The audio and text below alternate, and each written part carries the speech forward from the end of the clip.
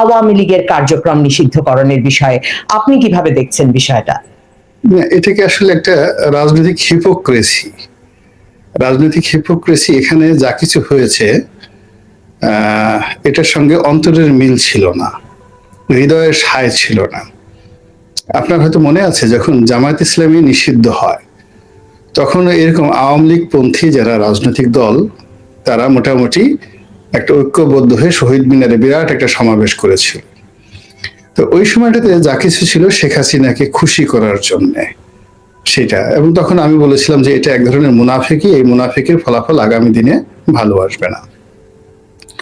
তো আওয়ামী লীগকে নিষিদ্ধ করার যে বিষয়, সেই বিষয়ে বিএনপি কখনোই ঐক্যমত্যে ছিল না। একেবারে স্থির যে সিদ্ধান্ত যে এটাকে যাকে বলা হয় নিষিদ্ধ করতে হবে এইরকম কোনো সিদ্ধান্ত তাদের আগেও ছিল না, এখনো নেই, জামাতেরও ছিল না। অন্যান্য যে সকল মূলধারার যে রাজনৈতিক দলগুলো রয়েছে যাদের যথেষ্ট ভোট আছে তাদের কারোরই এই কোনো রাজনৈতিক দল নিষিদ্ধ করার বিষয়ে তাদের কোনো পূর্ব সিদ্ধান্ত আগেও ছিল না, এখনো ছিল না।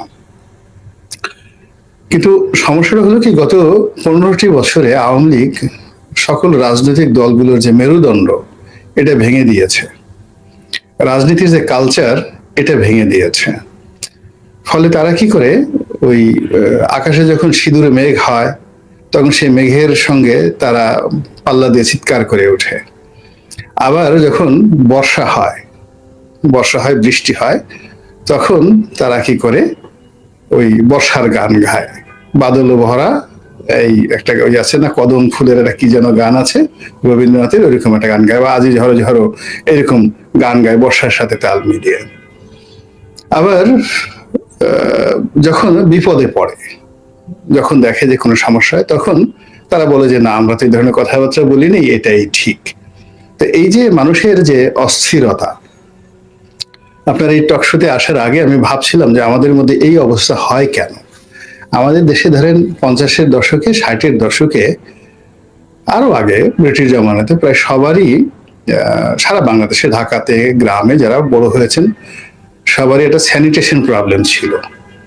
এই স্যানিটেশন প্রবলেমের কারণে আমাশয় নামক যে রোগটি আর কোষ্ঠকাঠিন্য, এটা ধরেন যাদের বয়স এখন 50 ঊর্ধ্ব এরা সবারই অস্থি এবং মজ্জার সঙ্গে মিশে গেছে। তো কোষ্ঠকাঠিন্য সংক্রান্ত যে ধরনের সমস্যা আছে, আমাশয় সংক্রান্ত যে ধরনের সমস্যা আছে, এগুলোর মধ্যে হলো হঠাৎ রাগ হয়ে যাওয়া, সিদ্ধান্ত পরিবর্তন করা, অস্থিরতা দেখানো। তো এই জিনিসগুলো, এবং এটা এখনো আমাদের ঢাকা শহরে ধরেন ওই বাথরুমে স্যান্ডেল পরে যেতে হবে, তারপরে শেষে খালি পায়ে হাঁটা যাবে না, মাসে পুরো পরিবার সহ একবার করে কৃমির ওষুধ খেতে হবে। এই যে ডাক্তারি যে ফর্মুলাগুলো আমাদের সমাজে 99% লোকই মানে না। বেশিরভাগ সমাজে গিয়ে দেখেন, আপনি খুঁজে দেখেন, জরিপ করে দেখেন যে একটা পরিবারে প্রতি মাসে বছরে 12 বার পালা করে পুরো ফ্যামিলির লোকজন কৃমির ওষুধ খেয়েছে। এটা কিন্তু একেবারে ডাক্তারি, আমাদের যে আবহাওয়া এটা আপনাকে খেতেই হবে। বাংলাদেশের রাজনৈতিক দলগুলোর তার মানে এমন কৃমি হয়েছে যে তাতে তাদের এই অস্থিরতা, যে কখনো বলে এটার পক্ষে তারা, কখনো বলে বিপক্ষে। আমি একটু যোগ করি, বিএনপি ছাড়া অন্যের ক্ষেত্রে তো আমি সেই অস্থিরতা দেখিনি। কারণ দেখুন, জামায়াতে ইসলামের কথা আপনি বলছেন যে তারাও এই রকম করে প্রজ্ঞাপনের মাধ্যমে নিষেধাজ্ঞার বিপক্ষে ছিল পরে, কিন্তু হাসনাত আব্দুল্লাহ যেদিন হঠাৎ রাতের বেলা ডাক দিলেন এনসিপির দলীয় মিটিং থেকে বের হয়ে যে আওয়ামী লীগের কার্যক্রম নিষিদ্ধ না হওয়া পর্যন্ত তিনি যমুনার সামনে থাকবেন, তার সঙ্গে কিন্তু প্রথম যারা এসে যোগ দিল তারা জামায়াতে ইসলামের কর্মী, ছাত্র শিবিরের নেতৃবৃন্দ।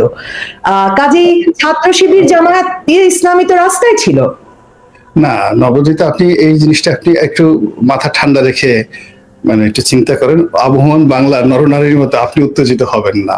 সেটা হলো যে আপনি দেখুন হাসনাত আব্দুল্লাহ এবং এনসিপির যে রাজনীতি, এটা ভীষণ রকম ইমেজ সংকটে পড়েছে হাল আমলে।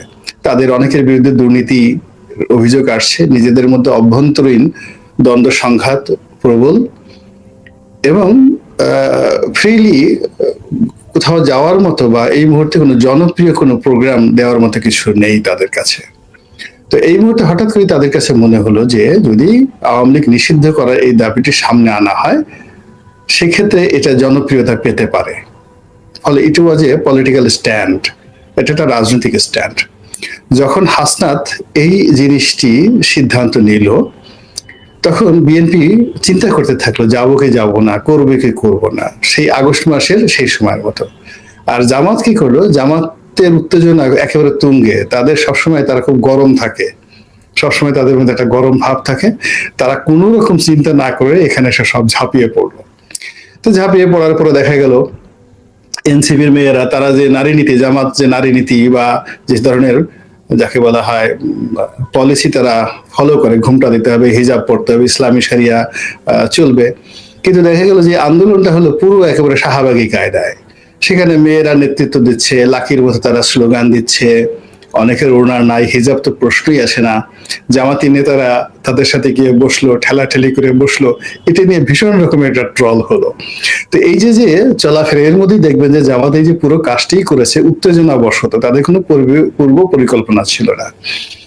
পরবর্তীতে যেটা যখন এটা পাশ হয়ে গেল, ঘটনা ঘটে গেল, এরপরে আপনি দেখবেন উইদিন 24 আওয়ার্স জামাত এবং এনসিপি এই দুটো দলের মধ্যে যে কাদাস ছোড়াছুড়ি, মারামারি, যা কিছু, এগুলো মোটামুটি এখন এত প্রবল পর্যায়ে পৌঁছে গেছে যে বিএনপির সাথে জামাতের যে দ্বন্দ্ব সংঘাত, তার সাথে এখন এনসিপির সাথে জামাতের সংঘাতটা প্রবল হয়ে গেছে। কাজে আওয়ামী লীগ নিষিদ্ধ করার ব্যাপারে যে আপনি রাজনৈতিক ঐক্যর কথা বললেন, এটা ঐক্য ছিল না। আমার কাছে মনে হলো যে সামনে কারো কাছে একটা খবর আসছে যে ওখানে একটা সোনার মোহর আছে, মানে সোনার মোহরের একটা কলস আছে, তো দৌড় দাও। তো দৌড় দিতে গিয়ে একেবারে হাত ধরে কিছু সময়ের জন্য বন্ধুত্ব হলো, তারপরে কাছে গিয়ে দেখলো যে সেটা মানে সোনার কলস নয়।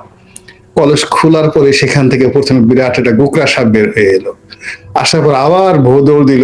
দৌড় দেওয়ার পরে যে যাওয়ার সময় তাদের যে বন্ধুত্বটা ছিল, ফেরার পথে তারা একে অপরকে গালাগালি করলো যে তোর কথা মতো স্বর্ণের মোহর আনতে গেলাম, এখন ওটার ভিতরে যে গোকরা সাপ আছে। এরপরে তারা গালাগালি করে খিস্তি খেয়ে করতে করতে দুই দল আলাদা হয়ে গেল। এই গল্পটাকে আপনি যদি রূপক হিসেবে ধরেন, আমাদের এই রাজনীতিতে উত্তেজনা বর্ষবর্তী হয়ে সবাই পরিবেশ পরিস্থিতির সঙ্গে কমপ্লাই করছে। যেমন এই ঘটনা যখন ঘটে গেল, তখন বিএনপি চিন্তা করলো যে এখন আমাদের তো কিছু বলা দরকার। তো আমরা যদি একেবারে কিছুই না বলি তাহলে কি হবে, আমরা কেন আওয়ামী লীগের পক্ষে বলবো, এটা তো সম্ভব নয়।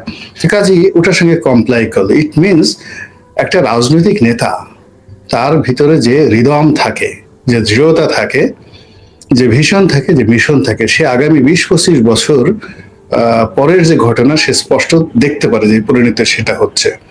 তো সেটা বিএনপির যে সকল শীর্ষ নেতৃবৃন্দ রয়েছে, সেই ধরনের ব্যাকবোন, তারা হয়তো দেখা গেল যে দলের যারা অন্যান্য লোকজন রয়েছে, যারা ডেইলি আবহাওয়া অনুযায়ী তারা কমপ্লাই করে সমস্ত কিছুর সঙ্গে, তাদের সঙ্গে পেরে উঠছেন না।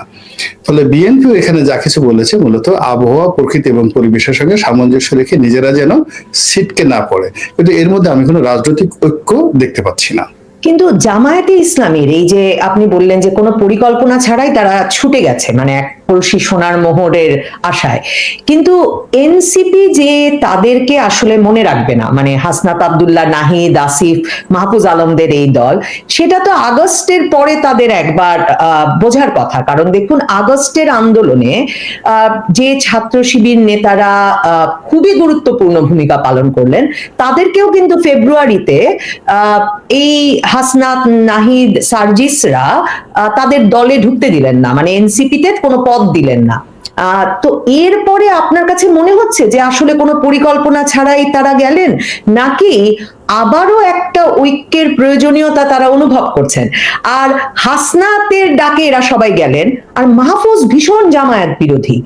হ্যাঁ, মানে তিনি কথায় কথায় শুধু জামায়াত শিবিরকে যুদ্ধাপরাধী যুদ্ধাপরাধী বলেন। তো মানে এনসিপির নেতৃত্বই বা কে দেন, আর সেটা আসলে কোন আদর্শে চলে, সেটাও তো আমাদের কাছে আসলে পরিষ্কার না, আমার কাছে না।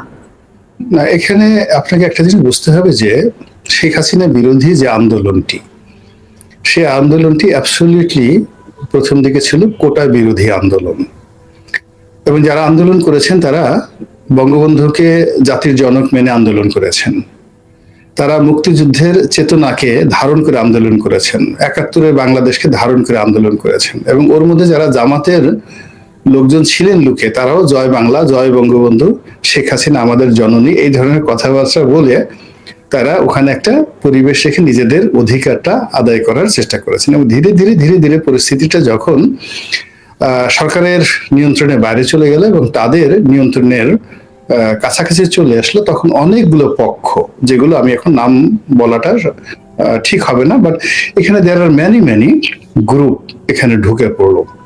অনেকে বলে ফেলেছেন যে আমরা যদি ওই কাজগুলো না করতাম তাহলে হয়তো এটা হতো না, আমরা যদি ওইখানে আগুন না দিতাম, ওই থানা না পোড়াতাম, ভয় পেত না, আবার সেই কথা তারা উইথড্র করেছেন। এরকম আসলে যখন একটা এরকম হ্যাফাজার্ড অবস্থা হয়, তখন সেখানে নানা পক্ষ ঢুকে পড়ে, চোর ঢুকে পড়ে চুরি করার জন্য, ডাকাতি করার জন্য, যারা রেপিস্ট তারা রেপ করে, তারপর যারা মানে যাকে বলে অশান্তির সৃষ্টি করা, তা আগুন লাগিয়ে দেয়, ইচ্ছে করে আগুন লাগিয়ে দেয়। তো এরকম জায়গায় একটা অরাজকতা চলে। তখন আসলে ওই 8-10 দিনের মধ্যে অনেকগুলো পক্ষ ঢুকে গেছে। এই পক্ষগুলোর মধ্যে রাজনীতির অঙ্গনে সত্যিকার অর্থে এই আন্দোলনকে পিছন থেকে নেতৃত্ব দিয়েছে জামাত, এতে কোনো সন্দেহ নেই। তো এটা যারা এনসিপির নেতৃবৃন্দ আছে তারা স্বীকার করেন যে এখানে জামাত প্রকাশ্যভাবে ছদ্মবেশে, এবং আমাদের মধ্যে জামাত লুকিয়েছিল, ছাত্রলীগের মধ্যে জামাত লুকিয়েছিল, এবং তারা এই কাজটা করেছে। উই আর গ্রেটফুল, আমরা সেই গ্রেটফুল। কিন্তু পরবর্তীতে যখন সরকার গঠন করা হলো, প্র্যাকটিক্যালি দেখা গেল যে কেউ সিদ্ধান্ত নিতে পারছে না যে এটা হলো কি করে।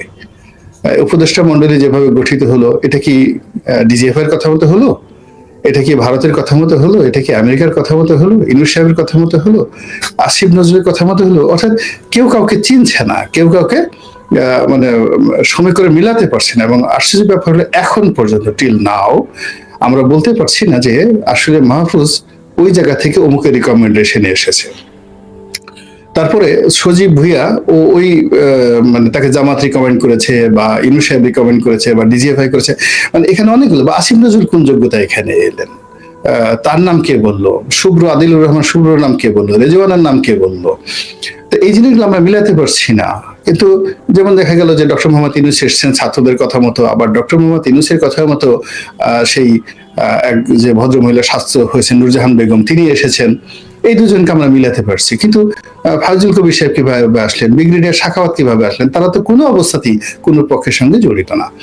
তো ফলে কি হলো, এই সরকারটা কাজ করতে গিয়ে প্রথমে একটা জগা খিচুড়ি তারা করে ফেললো, এবং এখন পর্যন্ত সেই জগা খিচুড়ি চলছে। এবং সেই জগা খিচুড়ির মধ্যে বিএনপি চেষ্টা করলো তাদের লোক ঢুকানোর জন্য, জামাত চেষ্টা করলো তাদের লোক ঢুকানোর জন্য, এনসিপি চেষ্টা করলো তাদের পছন্দ অনুযায়ী কাজকর্ম করার জন্য। এই কাজ করতে গিয়ে বিরোধ হলো, দুর্নীতি হলো, জোরাজুরি হলো, সম্পর্ক খারাপ হলো, এবং এটার আজকের একটা চূড়ান্ত পর্যায়ে এই অবস্থা দেখা গেল। ফলে এখানে আসলে এখনো পর্যন্ত যা কিছু হচ্ছে, কোনোটার জন্য কোনো প্রি প্ল্যান নেই, কোনোটার পেছনে কোনো নীতি নেই, কোনো আদর্শ নেই, কোনো গোল নেই, লক্ষ্য নেই।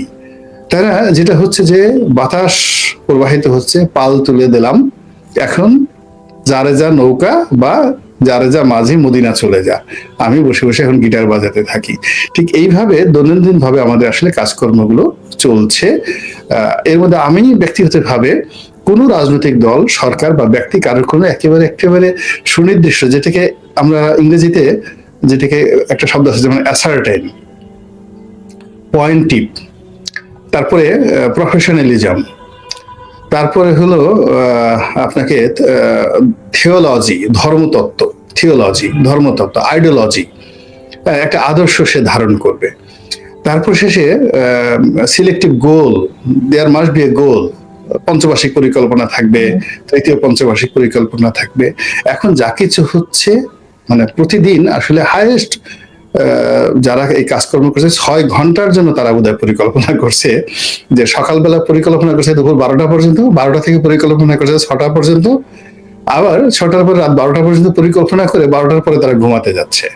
তো এইভাবে ডেইলি 4 বার করে তারা তাদের পরিকল্পনা করছে। এখন কখনো কখনো সকালের সাথে বিকেলের মিল হচ্ছে, কখনো মিল হচ্ছে না। এটা হলো বাস্তবতা। এবারের একটা যেটা আমাকে খুব অবাক করে, মানে সবাই খুব মুক্তিযুদ্ধপন্থী হয়ে উঠেছেন। মানে মাহফুজ আলম প্রায়শই স্ট্যাটাস দিচ্ছেন 71-এর ফয়সালা হতে হবে, মানে এই 71-এর ফয়সালা হতে হবে, এটা সবসময় আমরা আওয়ামী লীগের মুখে শুনেছি। হ্যাঁ, বিএনপির ক্ষেত্রে স্বাধীনতার ঘোষক জিয়া ল ল ল সালাম এই স্লোগান শুনেছি আমরা, কিন্তু মুক্তিযুদ্ধ শুনিনি আমরা। মানে তো সেই এখন তারা সারাক্ষণ শঙ্কিত যে মুক্তিযুদ্ধকে বোধহয় পেছনে ফেলে দেওয়া হচ্ছে, হ্যাঁ, তো এবং জামায়াতের দিকে আঙুল তুলে রীতিমতো তাদেরকে যুদ্ধাপরাধী দল বলছে, রাজাকার বলছে। এই যে একটা অবস্থা, হঠাৎ খুব মুক্তিযুদ্ধ প্রীতি দেখা যাচ্ছে, সেটাকে আপনি কিভাবে দেখছেন? মানে আওয়ামী লীগ আমলে সেটা